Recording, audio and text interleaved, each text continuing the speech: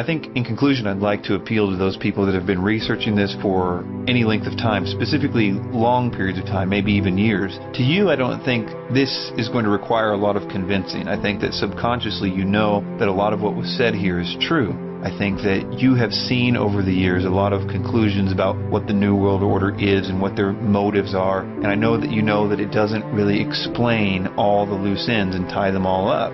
I think that you know, after kicking down so many doors in New World Order research and seeing those that truly expose the New World Order, this theme, that it is in fact theistic Satanism behind those doors. I know that you've seen that. You've seen that they are high-level occultists that really run this show than that are in the shadows. And that even those front men at the very tops are only front men, and that the real movers and shakers are those that hold very dedicated beliefs about the worship of Satan. So we even have this idea that that somehow doesn't apply. We have a phrase that we'll say, which is, it doesn't matter what you believe, the fact is that they believe it, which sort of means, yeah, sure, they're all occultists at the top, but it doesn't really matter. They're just sort of deluded.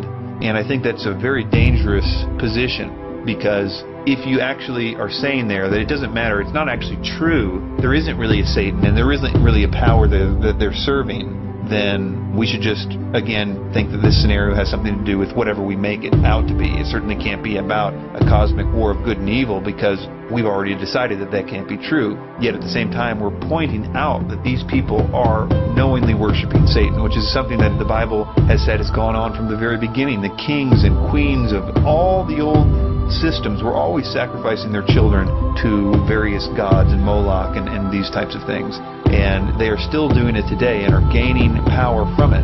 The problem with believing that is it makes too much sense that all of this energy with the New Age preachers and teachers and truth movement icons and gurus are doing mainly two things.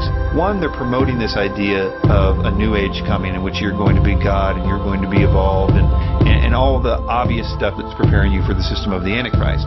And the other part of that is they're telling you that Jesus isn't good, you shouldn't pay attention to him, or at least they're trying to misdirect you, tell him he's just this other guy, he's not really who the Bible says he is, or they're trying to discredit the Bible. There's only two things that these guys are doing. They're telling you and preparing you for the new system that you're going to think is your utopia, and then they're telling you to not pay any attention to the man that the Bible said would crush the one that these people at the top are worshiping. Does anybody see a problem with that? That we have been told what to think about the Bible and Jesus Christ by Satanists. The problem here is that what we have been told and what we've been prepared to believe is all what we would choose to believe. It's all very seductive. They're telling you that you can be as God. They're telling you that there is no real accountability for your actions, that anything that you want to do is good and normal and should be praised.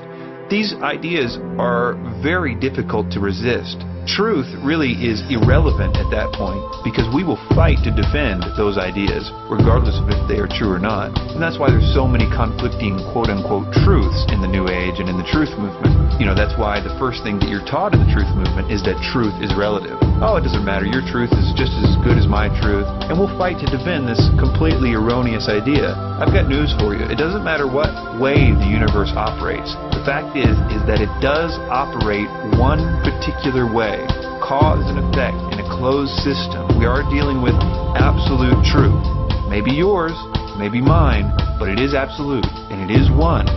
We should be concerned about looking for the truth.